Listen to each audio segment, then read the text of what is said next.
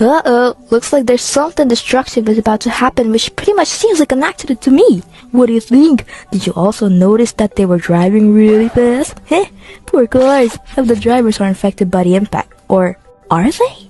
Let's try to relate impulse and momentum to collision of objects. Accidents happen anytime. With a fast-moving car that crashes into an object, it will have damaging effects, not only to the vehicle itself nor the object it crashed against, but also to the person riding a car. Thus, the use of seatbelts and inflatable airbags are required to lessen injuries and increase the time of impact between the driver and the passengers in the event of an accident. A collision is an encounter between two objects, resulting in a change of impulse and momentum. Momentum is the product of mass and velocity.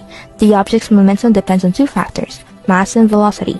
To get to the momentum, the formula you'll need is P is equal to M times V, where P is the momentum, M is the mass, and V is the velocity.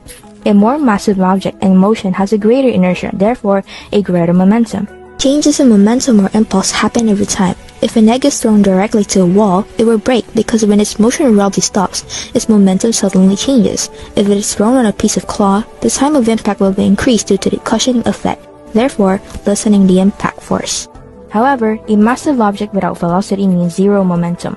There are two types of collision, the elastic and the inelastic collision.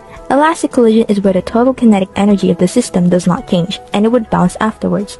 An example of this is when a motorcycle hits the bouncy castle.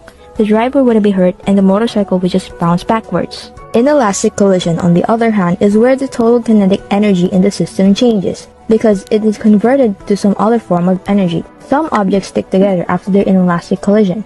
An example of this is when a motorcycle rider hits a concrete wall of a building. The motorcycle and the driver will be seriously affected by the impact. Understanding impulse and momentum is crucial in preventing and lessening collision damage.